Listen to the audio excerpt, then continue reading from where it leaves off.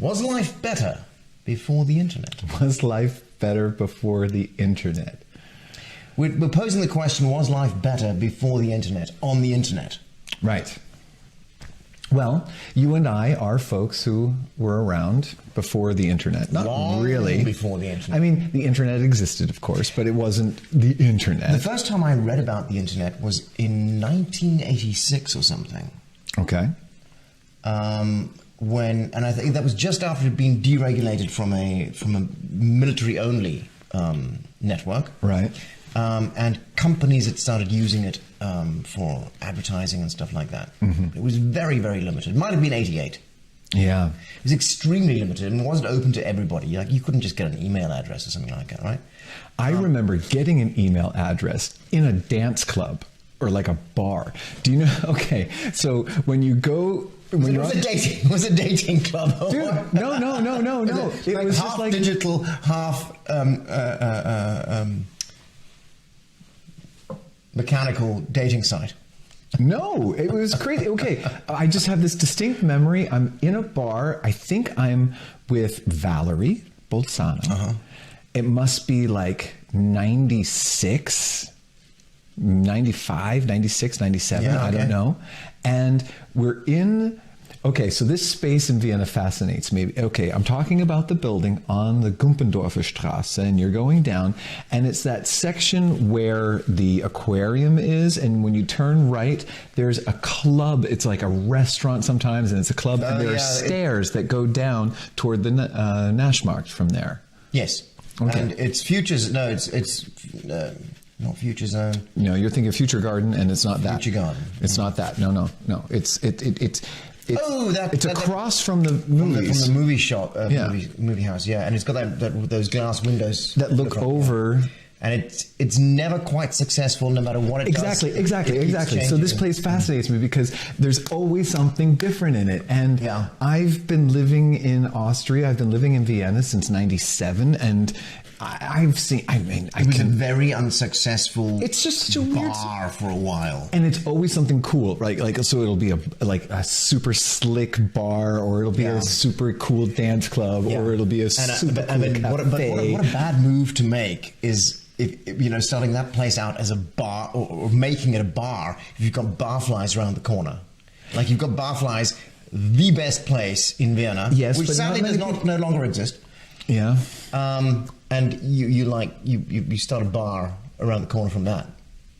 You're setting yourself up to fail, which is basically what the proprietors of everything that has ever been in there have done so far. It's like, exactly. Let's do something ridiculous that's going to fail. But you can tell why. I mean, because it's an amazing location. And every time I've gone to a place there, it's always actually been pretty good, but I would only ever go the one time. I will tell you who is coining it on that place. The people who own it and keep renting it out as this great place, right? Oh, yeah. So they're charging enormous rent for it, I expect. And that's why everything that is in there always fails, because the only people who are stupid enough to pay high rent are people who have crazy ideas that are not going to work. Sure. In any case, real quick shout out to Verena and to Donna and to Pavlov's dog and to Andrew. Hey, y'all, it's so cool that you're here. And maybe someone out there will have a better timeline on this. But in any case, I'm thinking it's 95, 96, 97, sometime around there. I'm in that space, and whatever manifestation it was at that time. And I remember setting up a Hotmail account. Wow. In the bar, because that was like a thing to do. And I remember standing... They had computers. They had like terminals in the bar, and that was like a thing. And so we were like, okay. And we made these Hotmail accounts, and then it was kind of like we were sitting, drinking, talking, and it's like, well, what do you want to Google? I don't know. What do you want to Google? I don't know. What do you want to know? It was the weirdest thing. It was like you understood Google, but you didn't understand Google. But I think there are also not so many things to Google. Like, you could go, like these days, you can go and Google anything. Yeah. And the moment you think it, there's going to be a Google entry about that topic. Right. But back then, there were no Google entries. There were no entries for anything on the internet. Like Right. Wikipedia was only created in 2003 or 2004, something like that. Yeah. Okay, so that was the edge of it when you first started hearing about the internet, first started getting on it. I mean, before that email address, I had been on the internet before, but I think what we're talking about when we say was life better before the internet? Yes. It's a good question, man. It's a good question. Well, I think it's a two-part answer, because there was no Google in '96. Aha. Of course, Andrew's fact-checking this. Right. It was probably Yahoo. It was a Hotmail account that I had made. I remember it was a Hotmail account. And then you never used it until 2001 or something like that. Probably. I think I got my first email account in 2001 maybe. Yeah. Okay, but when we're talking about... So it's a two-part answer. It's a two-part answer. Because I think the internet has brought us many... It's like Pandora's box. But there's yeah. Sure. So it's brought us a lot of things that are great. Absolutely. But it's brought us a lot of things that are shit as well. And most of those are social media. You know, it's always so weird. People can ruin anything, right? It's true. It's true. I mean, okay, so for example... So many things could be so nice. So many things could be really nice. Yeah. But there's always those assholes who go and fuck it up for everybody because they're assholes. Hotmail was launched in '96, says Andrew. So that timeline. Maybe it was a Hotmail launch party you went to. Yeah, I don't remember. Trying to get Austrians the bar online. was being sponsored by Hotmail or something. Probably. Yeah. Okay. Those people had a ton of money back then. Because there are so many nice things. I mean, people ruin everything, and I put it to you that the internet ruined life before the internet. So life before the internet. Right? Okay, if we're saying, was life better before the internet? Life before the internet, for example, one aspect of life before the internet, I loved the barroom debate. Who was it? Because it was James Mason. Because Andrew couldn't fact check you on everything. Well, it's not about the fact checking, but it's also about trying to get there together. For me, it was always like James Mason. No, it couldn't have been James Mason because okay, hold on a second. Because if 20,000 Leagues Under the Sea was, then and it was trying to get to it in that shared knowledge. Then the barroom debate got killed because we had Google in our pockets. And you also had the satisfaction of being adamant about being right, even though you were being wrong. Sure. And you could have that feeling all night. Yeah. And nobody cared, Or you could be like, that guy doesn't know what he's talking about. Except you'd be like me, and then you'd go home and look it up in a book. Or we had a lot more of that information. You could have more of those debates because the information wasn't stored in the cloud. The information was stored in our brains or in your brain. I could be like, oh yeah. Michael, what's that? What do they call that scale for model trains? I don't know, but I know Michael knows. So we stored it with one another. I know what you're talking about. Yeah, I know. And so we stored that information with one another, and the barroom debate was just a way of getting at it. Barroom debate stimulated the brain, said Donna. Yeah, absolutely. Call a friend. And then Google killed that. Okay. So for a long time, I was kind of pissed about that. And there was times when in the bar where I would be like, no, you're not allowed to use your phone. Let's hammer it out. Yeah, because you're adamant about being right. Okay, fine, Michael.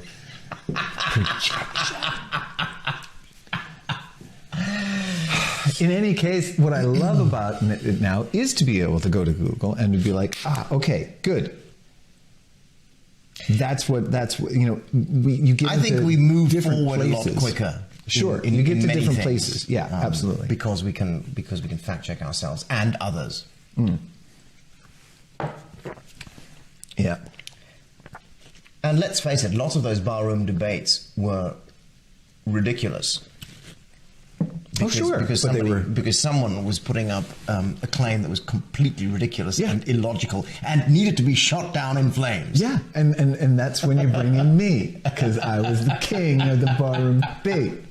Because I had the facts behind it and the adamant willpower to get it done. Getting back to what was life better before the internet? Was life better before the internet? We want to know if you think so or not, too, guys.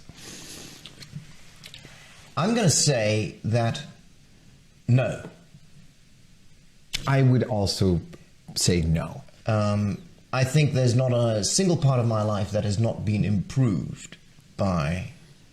I'm just going to go back on that because... it's definitely... Started to sound really good. There are so many parts of my life that have been improved by the internet, right? Absolutely.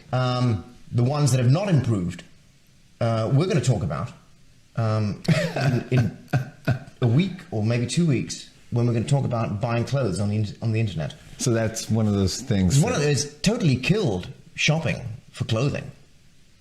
The internet. It's totally killed it. Do you think? Yeah, because so many people buy stuff online. Now you see, we're going to talk about this next. We're going to talk about this another time. We're going to go into it in depth, but I'm going to say this because it's so many people buy stuff online that clothing stores and shoe stores hardly stock stuff these days. So it's difficult to get what you're looking for or to get a good selection. And I hate buying clothing online because it takes much longer than buying it in a shop. Because you order it, they send it to you, it's the wrong size, you send it back, you order the next one, it's the wrong color, it's the wrong shape, you don't like it, it looks better on the picture. Right. It's a never-ending story. Just buying a pair of shoes online is the work of weeks. I hear you. I hear you. But I think there was less danger to democracy before social media. Well, okay. So and people who were really truly stupid, they didn't think they owned everything. Yeah. Okay. So 2 things I need to talk about here. One, I hear you about the clothes, about the stalking aspect of it. You see Pavlov's dog. Buy them offline. Yeah. But just the fact that there is online shopping didn't ruin your life. It's just that you don't like that aspect. Oh no, it's ruined my life. It's completely ruined your life. Ruined my life. Peter Farsouth is talking about internet's great. Just the nerds who keep changing systems for the better are a pain. Yes. What's that? What is? If it ain't broke, don't fix it. Yeah. There's a term for it. It's reverse improvement. Yeah. Reverse improvement. Yeah. I read that Microsoft is going to update the visual visuals or something like that. User interface? No, it's not it wasn't the interface. They're gonna update. It's like going to be a cosmetic update of what it looks like. Right. I read this 2 days ago and I was like, oh no, please don't. It's not great the way it is, but you're not going to make it better by updating it. Just leave it. You know? Well, that's often the complaint, right? Well, Facebook changed again, man. Yeah, just leave it the way it was. There's no point to just visually updating it, unless you're going to really make it better. Like, unless somebody has called you and said, "Oi, Jim, this system you've got running, it's got this problem. Fix that." But they've got technicians standing around in laboratories doing nothing because they've got nothing to do, right? So they're going in and say, "Hey, you guys, look busy, do something." And then we came up with this shit. Yeah, we're going to implement that. Andrew, I've made a career of fixing things that aren't broken. I know. Case in point, QED. Yeah. The graphic user interface, asked Pavlov's dog. Yeah, I don't think it has anything to do with any interface. I just think it's going to be the way it looks. Okay. It's just going to look different. It's going to do. So probably what they're going to do is take a little icon that I use like 3 times a year, but I know where to find it, and they're going to move it from the top left corner to the bottom right corner. Yeah. And I'm going to spend 2 hours looking for that someday when I need it. So today I had one of those. Bank Austria. If you are out there, oh God, I hate you. Their online shop is really awful. You've changed your app, which basically sends you to a stupid internet page. And today I tried to do an Überweisung. I had to transfer some money to the tax people. And it's something I'm doing every month. And I go to this thing, and yes, I could automate it, I know, but there's a thing, and so never mind about that. But You put in the thing, and then you have to get the tan. The tans get pushed, and I'm going through this app trying to find where the tan has been pushed to. Can't find it anywhere. Then I realize that there's like this one thing that you hit, and it says these are where your notifications are, but the notification box would not open up to the rest of it. The rest of it was hidden behind it, and there was like a little sliver that I could slide on my iPad, the thing to get to the tan, to then slide it up to try to copy. It was stupid. And it's like when you're entering things blind because the window that's opened is blocking half. Yeah. It was ridiculous. Recently, I've been playing a game on the Apple TV called Machinarium. It's a really cute sort of point-and-click game. Before you go to that? Yeah? Bank Austria's online service sucks. But it's also... It's 2012 or 2013. It's ridiculous. No, they've done all this new. This is no. This bullshit. You need a TAM? Jesus Christ! I can't remember when last I used a TAM. We hate them. They've updated it, but they've updated to somebody else's system from 7 years ago. I've been playing this game called Machinarium. It's really cute. Check it out. It's on Apple TV. I guess you could do it on the iPad or other devices. I don't know. But it's this really cute illustrated world where this robot is gone to save his girlfriend, and you have to solve these puzzles, and it's sweet.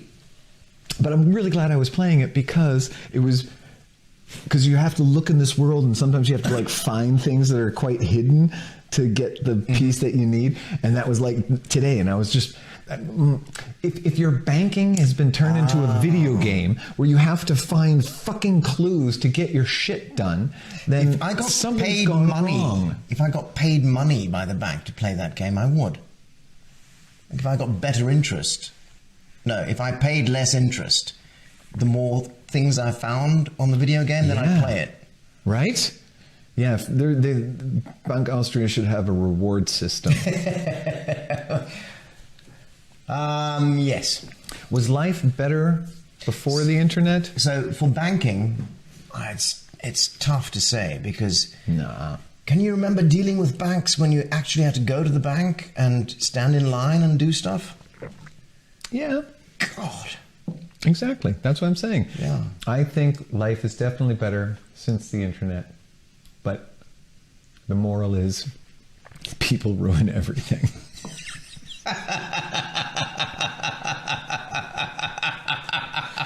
So if we had the internet without people, we'd be happy. Yeah. Salzburger. Salzburg without the Salzburgers. Yeah. Love the band, hate the fans. Oh man, I think we've this is the best ISBAS ever because I think that's the most insightful thing we've found so far. In how many shows have we done? 37? No, I can't remember. What did we? We'll have to take a look at that. What did you guesstimate earlier? I guesstimated 29. Over 20. We will have had done 30 by the end of April, something like that. So we're halfway there. We've done a lot of shows. Was life better before the internet? Definitely. In some ways. I found it much easier to be bored, and there was something nice about being bored. I didn't often find myself bored before the internet. I often don't find myself bored now, but I do things on the internet that are pretty close to being bored. Yes. I know what you mean. You're just I used to sometimes just sit somewhere and look out the window. Right. And look at the carpet. And now I go for that endorphin rush. Yeah. And then now I go for the endorphin rush of looking for an article or something. Find something on the internet to read, whether it's the news or... Right. Yeah, so that's different. I find I'm reading less novels. I am definitely reading less novels. I'm not reading less. I'm reading more, but I'm reading less novels. That's true. We don't have any music to play in between, but I think we're going to call it on this aspect, this chapter, the first chapter. Yeah, I think this is going to be an umbrella subject. We're going to bring it back. There's lots of aspects of the internet and the digital revolution. If there's some aspect of the digital revolution that you think we should talk about, that it should be about something for a future episode, please let us know. Wait a minute. Verena Müller says, I think not in general. What was our question? Was life better before the internet? I think not in general. Yes. See? Exactly. No, she's right. We are decor. We think not in general. I wish we had some music right now. Thank